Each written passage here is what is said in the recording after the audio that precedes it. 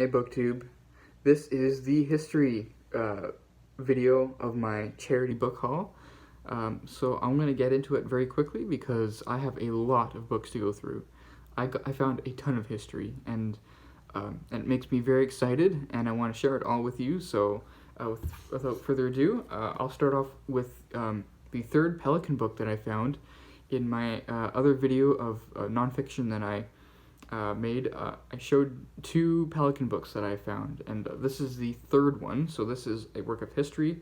This is the ancient regime in Europe, pronounced in that rather French way. I don't know how to pronounce ancient regime in a French accent, so I'm just gonna pronounce it in my barely tolerable English accent, or Canadian Midwest accent. And the subtitle is Government and Society in the Major States, 1648 to 1789, and it's by E.N. Williams. And as you can see, it's got the pelican blue all around. So, and this book, the major states that he actually references in the subtitle here, which he analyzes in turn, are Holland, Spain, France, Russia, Prussia, Austria, and Britain.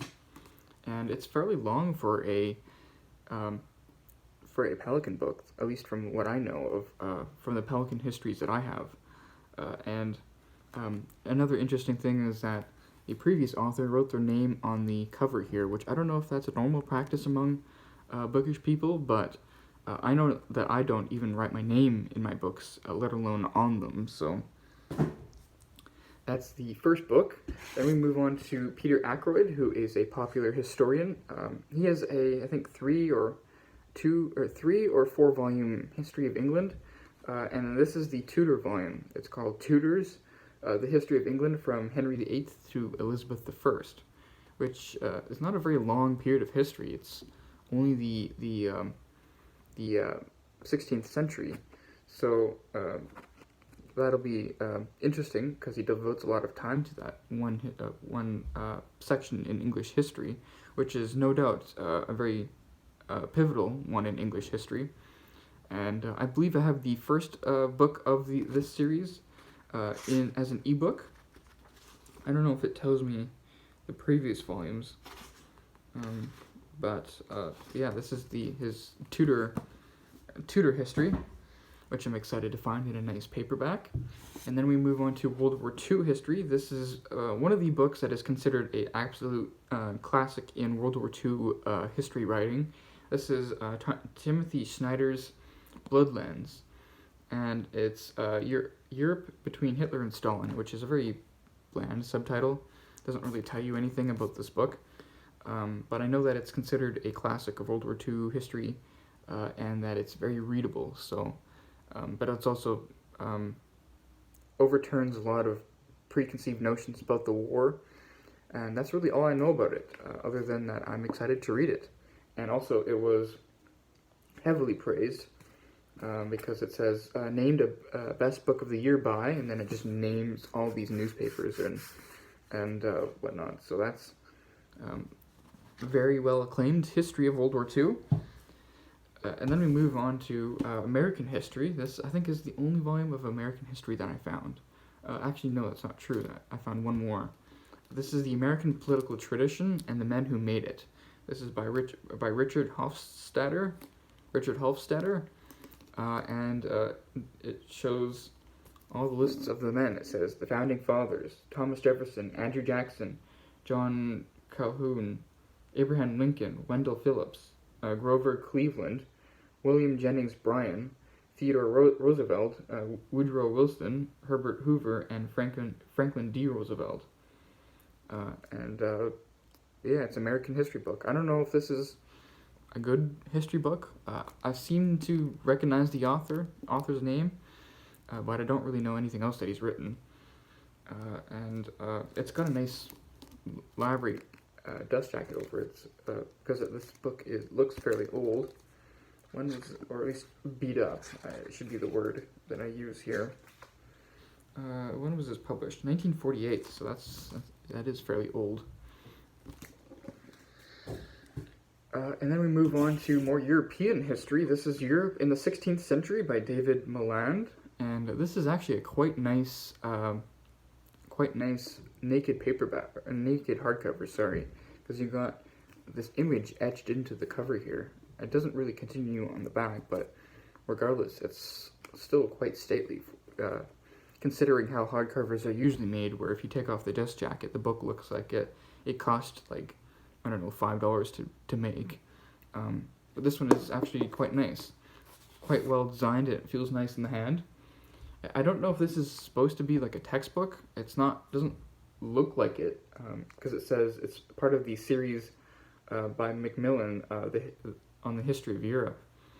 And it's got the rest of the books in the series on the back here, but I don't know, it looks good. It looks interesting, so any kind of history of Europe through a whole century is something that I like to pick up and give it a try.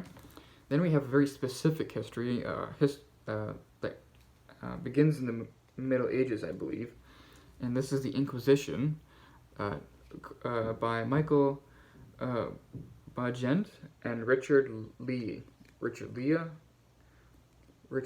I don't know, but yeah, it's a co-authored book, and it's just a history of the Inquisition. And the Inquisition is a interesting subject. If you don't know what the Inquisition is, basically the medieval Catholic censors of the age, where they would track down people who were heretics or who deviated in any sense of the religion that they disagreed with, and they would burn them at the stake if they could. Though I've heard that claim was largely overstated, and that not as many people were burned at the stake or persecuted as non-religious people like to point out. So we'll see what is the case presented in this history book here on the Inquisition. Then we have a drastic change in register here. This is A World to Win, The Life and Works of Karl Marx by Sven Erik Liedman in this massive, beautiful hardcover. Very stately, very nicely designed, and if you can't tell, well, obviously you can't tell, but the paperback is paper. Doesn't have that glossy feel to it, and I think it works quite well. The funny thing, though, is that after I bought this, I actually realized I have an e-copy of this. I bought the e-copy, which has a very different cover, a much more boring cover to it. So I don't regret picking this up, especially since it was very cheap. This actually was translated by Jeffrey N. Skinner, and it was published in 2018 in English, but the biography itself was published in 2015. So, a biography of Marx. This is not the Marx biography I'm looking for. I want the biography, what is it called? Karl Marx, A 19th Century Life, I believe is the title. And it's published by Norton, but it's out of print, so it's hard to find in an affordable copy. But this one will do just fine, and it's quite big. So I'm sure this will be interesting in its own right.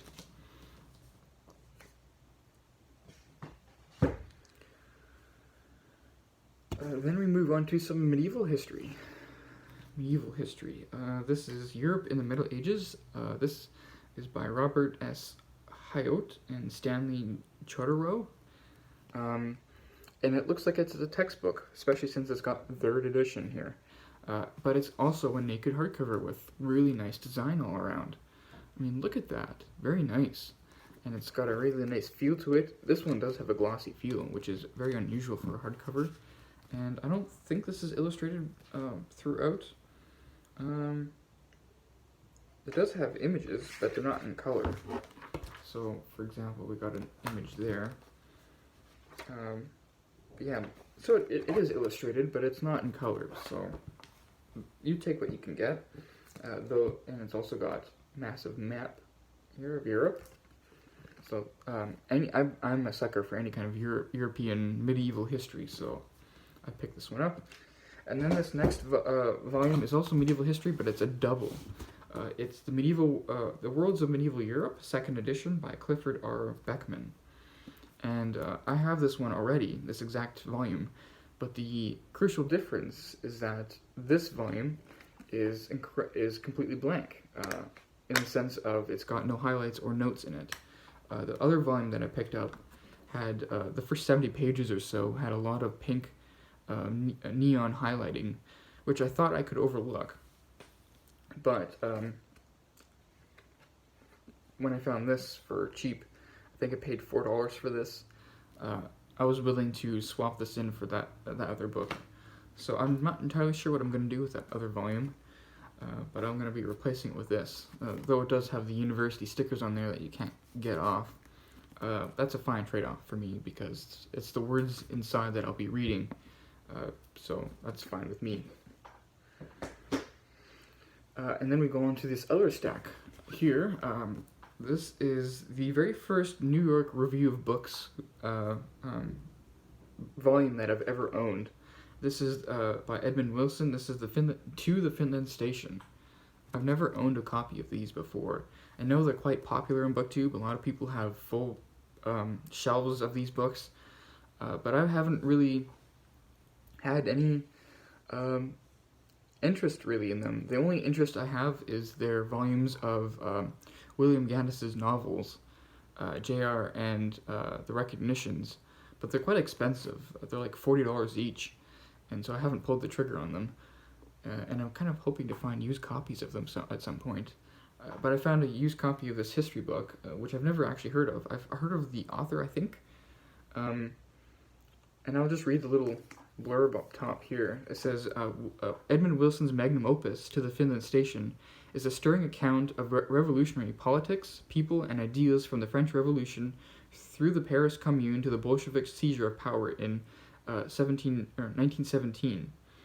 It is a work of history on the grand scale, at once sweeping and detailed, and closely reasoned and passionately argued, that succeeds in painting an unforgettable picture, alive with conspirators and philosophers, utopians and nihilists, of the making of the modern world. Not very clear of what it's actually about, other than a stirring account of revolutionary politics, which is interesting for me, and which is kind of the reason why I picked this one up. But yeah, other than that, I've never heard of this book before, but I'm interested to give it a try. Then we move on to a Penguin volume. This is The Cold War, A World History, and this is by Odd R.N. Wested. Odd A-R-N-E. Arnie? I don't know. I'm not going to even pretend that I know. Interestingly, we have a quote from Timothy Snyder, who I just basically recently showed his book that I purchased. But anyways, this is one of those nice UK Penguin volumes. They all have like that very distinct spine design there with the orange and then the white on the sides. I have, I think, two other books with this kind of design.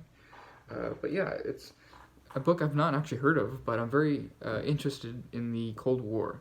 And it's interesting because I think I've said this before, but military history, history of the world wars, doesn't really interest me that much. What interests me is usually what comes before and what comes after. And it's the same with the Cold War. The Cold War and the era after World War II fascinates me, and I have a few books on the subject, and this one will be added right to that pile. Very specifically too, like this is a world history, so I'm curious how that will change how this book's approach. And then we have a picture of our author there. And then we got two works by the same author. I'll start off with the more generic title. This is War, an Inquiry by A.C. Grayling. And it's exactly what I assume the book is. It's just an inquiry into the idea of war. I do have Margaret Macmillan's book on a similar subject about reckoning what war is and trying to understand it. A fairly short book, but it's a nice hardcover. So. And then we come to the more interesting, I think, of the works by A.C. Grayling that I found. This is The Age of Genius. the 17th century and the birth of the modern mind. And it's also a much better design. I mean, look at that. It's beautiful. Like a starry night with a little connections between the stars, and then the type font and the way it fills the cover. It's just a wonderful cover, and then it kind of just continues on the back there. But yeah, this is his study of basically the science and the 17th century. So I'm very much looking forward to this book. Then we come to more scientific history. This is Leviathan and the Air Pump, and its subtitle is Hobbes Boyle and the Experimental Life, and it's by Stephen Shapin and Simon Schaefer. And this is scientific history, and through the lens of Thomas Hobbes and Boyle. I don't know. I'm not entirely familiar with the Boyle character. If I can, this was published in 1985, but I believe it's this is reprinted. Like, this is published by Princeton University Press, and this is in their Princeton University Press Classics line, where they reprint classic works of theirs that they've published previously, and this is in that modern line now, so it's got a much nicer design to it than this paperback has. But I'm interested to get to this because it's a scientific history. Though what kind of approach it'll take, I'm not entirely sure. And then we move on to a biography. This is a biography that I've been actually looking for. This is the Admiral of the Ocean Sea. This is A Life of Christopher Columbus by Samuel Eliot Morison. And it's a nice, hefty hardcover with our author there, but it's got a dust jacket on there, and I think that's really nice because if you look at the corners there, the actual dust jacket is frailing at the edges, and it looks like it would be the dust jacket wouldn't last if it didn't have this covering on there. And I've been wanting, this is probably the work from Samuel Eliot Morison that I've been wanting to read.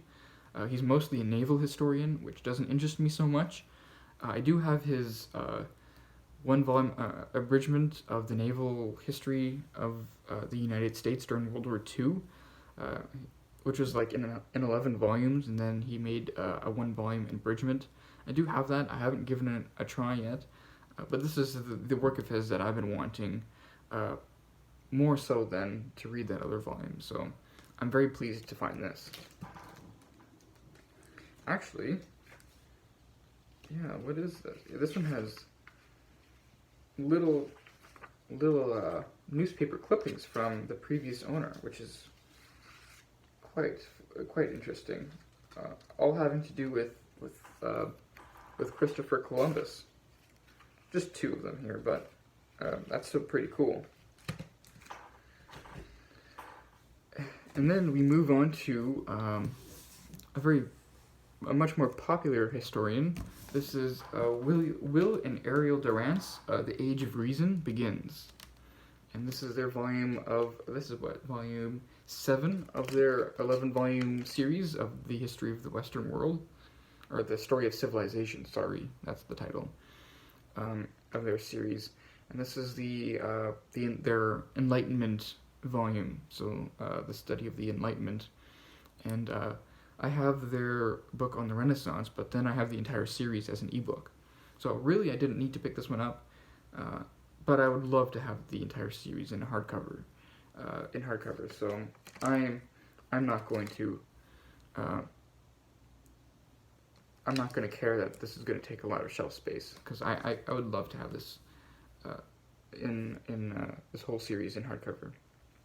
I would like to actually to find their history of Greece and their the Age of Faith and their Reformation volumes all in hardcover.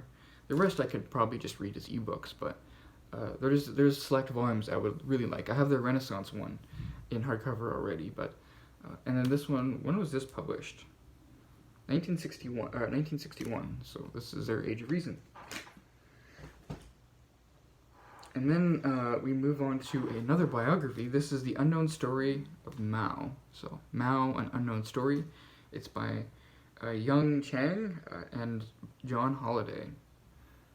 And very stately book. Like, look at that. Very nice, very stately. And it's by a woman who lived under Mao's regime at some point in her life before she ended up moving to Britain in the late 70s and getting a PhD. And then she's the author of Wild Swans, which is I think a memoir, and a very popular one at that. But then this is her own study of Mao. So very nice to have. I think I actually have this as an ebook too, but I mean, I couldn't pass this thing up. I mean, look at that. When you see the words Mao, big bold letters in this beautiful hardcover, and it's only $2, I mean, you pick this up. That's not sketchy at all. You know, the words Mao just attracting you. Anyways, then we move on to the last stack before I get to the major find of this video, because every video has had a major find. We haven't had any contenders really so far, but there's 3 contenders in this one stack, and then I'll get to the actual major find of my history book haul. And I'm doing pretty good for time at 21 minutes, so I'll get through this in a very timely order. But this next volume here is a paperback. This is definitely one of the contenders for one of the major find of my history video, my history section of this mega book haul. And it's Delivered from Evil, a saga of World War II, sorry. Saga of World War II by Robert Leckie. And this is a book that I've been wanting for quite some time. It's been on my wish list. I was probably this close to buying the hardcover on eBay a couple times. And not least because of how wonderful this original illustration is on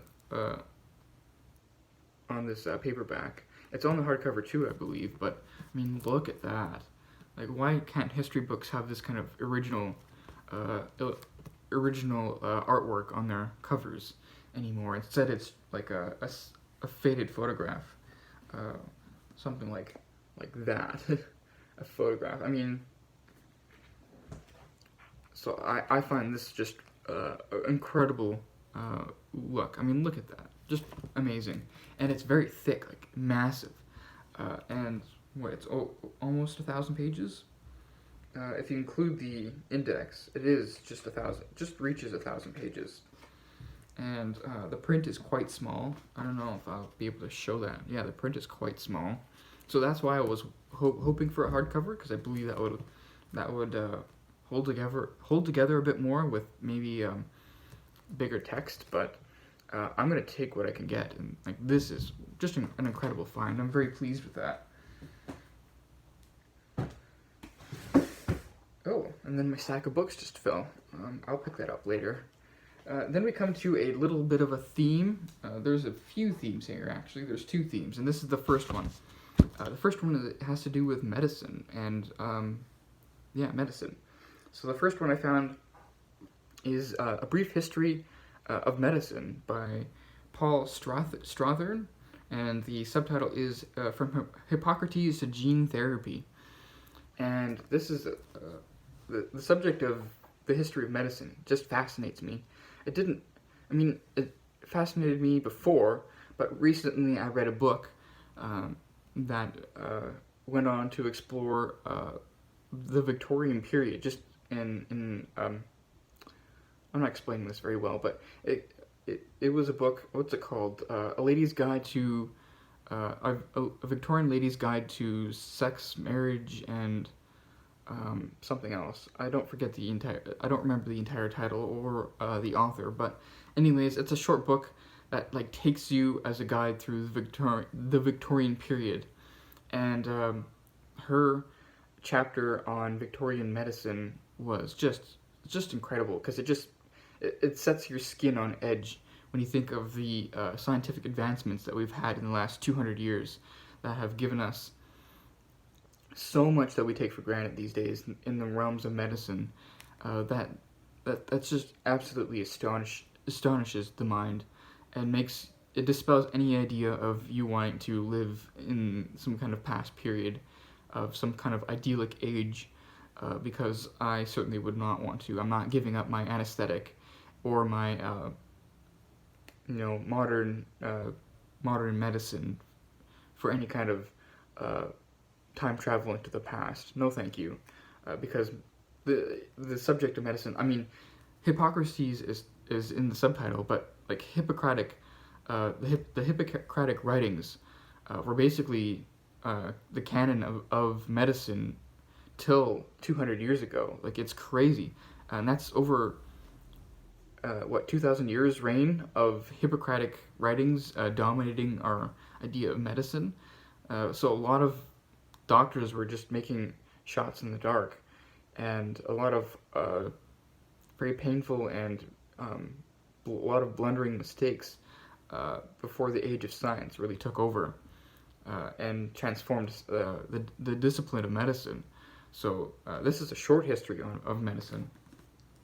But then I have a much bigger work on medicine. This is The Greatest Benefit to Mankind by Ray Porter, and then the subtitle is A Medical History of Humanity. So it's along the exact same lines of medicine, and it's just a big stately thing.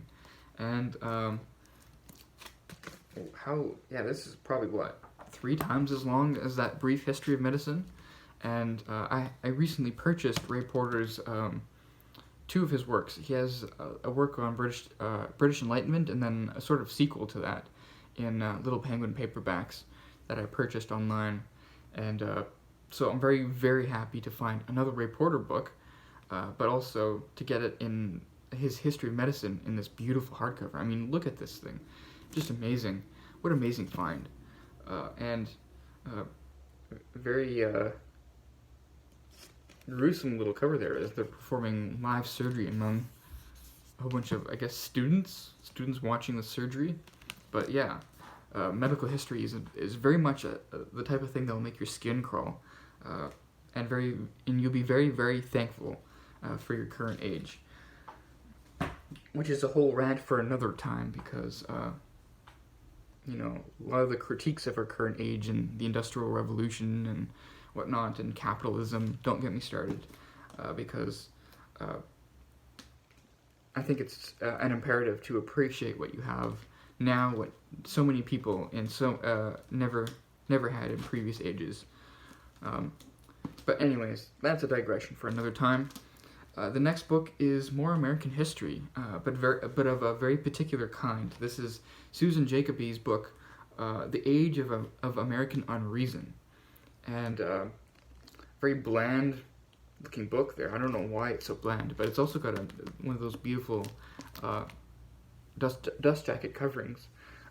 So I won't be able to destroy the dust jacket.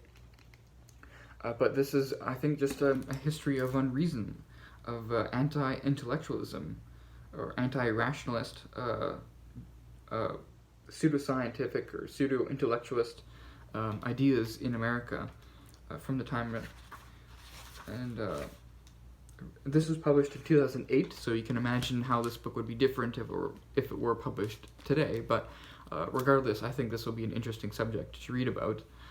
And I think I actually have this as an ebook too, but I'm not going to pass over this amazingly cheap and hardcover.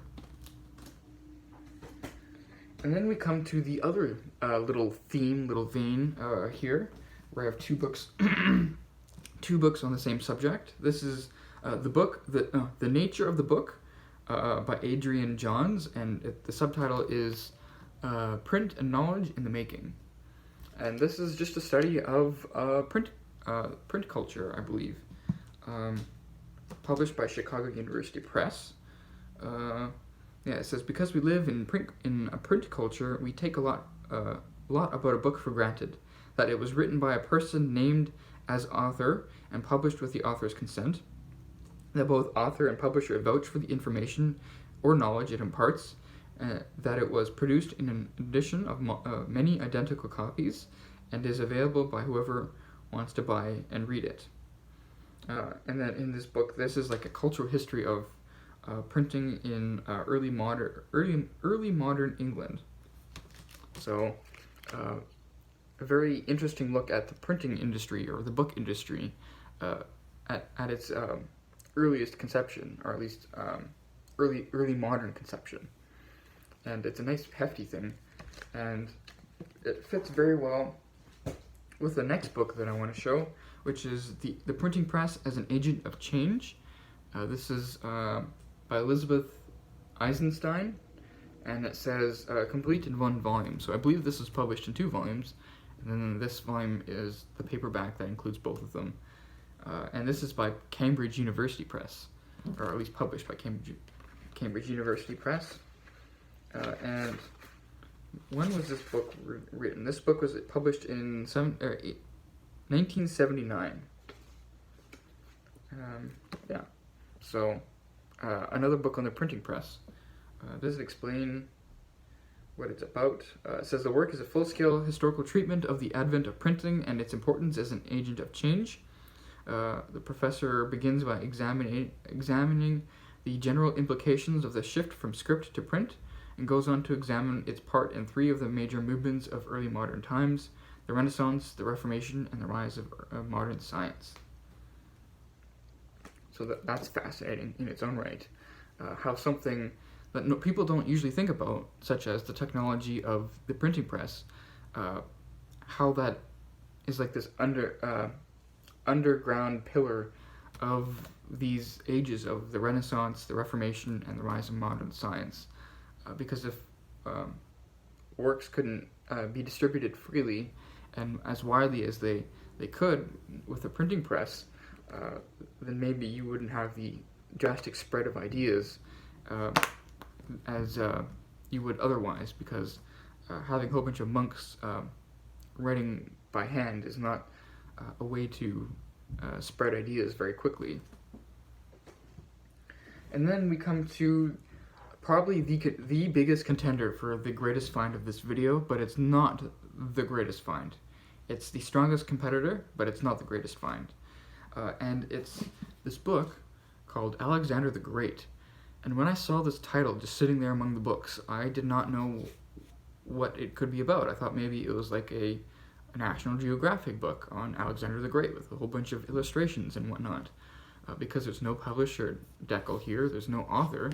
It just has this beautiful little, this faded image, because it looks like this has been well read, but it's got a gold image of Alexander the Great, but it's got no dust jacket, no title, no publisher information, until you open it up. You open it up, you get a map, and the front piece here doesn't tell you anything, because it just says Alexander the Great, until you get to the actual front piece, and then you see that it's the biography of Alexander the Great by Robin Lane Fox, published by the Folio Society in 1997. So this is the Folio Society edition of Robin Lane Fox's biography of Alexander the Great, and that's like, you couldn't get any better than that, because I want to read a lot about Alexander the Great. I have a lot of his biographies as an ebook, and I have a few of his works, works about Alexander the Great in physical form that I've been wanting to read. This year was supposed to be my year of reading about Greece and everything Greek literature, which has not happened, except for maybe in January, in a little bit of February, but I've seriously fallen off that. But maybe this book here, this biography of Alexander the Great by Robin Lane Fox, the great nonfiction writer, maybe that'll be enough to push me back in that direction, and then I can continue with this book, because a Folio Society of this biography, I wish the cover wasn't so faded, because I know that if this was brand new, that would have been sparkling and would have looked really nice. But I'll take what I can get. So I'm very, very pleased with this. But then we come to the actual major find of this history book haul, and I'll show it to you all at once. We have, right here, we have 5 volumes. And 5 volumes, let's put this down, 5 volumes of the history of England by none other than David Hume. David Hume. Many of you, if you heard of David Hume at all, will know of him as a philosopher. He has many philosophy works that are in Penguin Classics or in Oxford World Classics, and that's usually how he's discussed, as a philosopher. But he initially made his fame as a literary person, his literary debut as a writer of history. This is the history of England, and this is volume 1. Then we have volume 2. They all have the same cover, they just have the volume number at the bottom there. Volume 3. Then we have volume 5 and volume 6 and the index. And if you can tell there, I have 5 volumes and I'm missing volume 4. And that's why I sort of hesitated about including this as the major find, because I found 5 of the 6 volumes, but I was missing volume 4. And I went. This charity sale went on for 3 days. It was on Friday, Saturday, and Sunday, and I went early morning on Friday to get the best selection of books, and I found, I think, the first 4 volumes. I found 4 volumes of the set on Friday, and then I went back on Saturday and I found volume 1. And then I went back on Sunday and I didn't find any volumes. So I'm missing volume 4. And I don't think that's as big of a deal, because these are published by Liberty Fund Classics. I mean, they're nice editions, though the cover is a bit stiff. They're perfectly readable editions, though I can hear the spine cracking as I open it, even though this is not... it's not like an old book. It's just relatively cheaply made. But even then, the entire set of this book of this set on Amazon is $100 for all 6 volumes, and I got 5 volumes for $3 each. So that's like what? That's $15 for these 5 books here. And I mean, what a find it is. I mean, there's at one point where I was close to buying the whole set for $100 on Amazon, though I do actually have this entire work as an ebook. I mean, having this on the shelf is just going to be an absolute joy, and I might make the swing and buy the 4th volume brand new just to complete the set. Because there's no way I'm going to find volume 4 just randomly used any other way. And if I found the whole set used, I don't think I would be that kind of jerk who would pick out volume 4 and then leave the rest there. And these volumes are not super expensive. I mean, I looked up volume 4 brand new on Amazon, and it was only, what, $17? So that's easily manageable, though that $17 is more expensive than what I've paid for the entire other 5 books. But I'm not going to think like that. I just want to complete the set.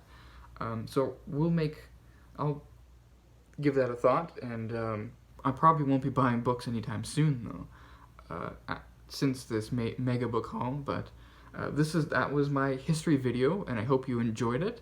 That's the end of my mega book haul. Publishing 5 videos, really milking this book haul. I hope to do some other videos soon, but we'll see. I'll take it as it comes, and what kind of videos I feel like doing. And well, anyways, happy reading, and I'll see you later, BookTube.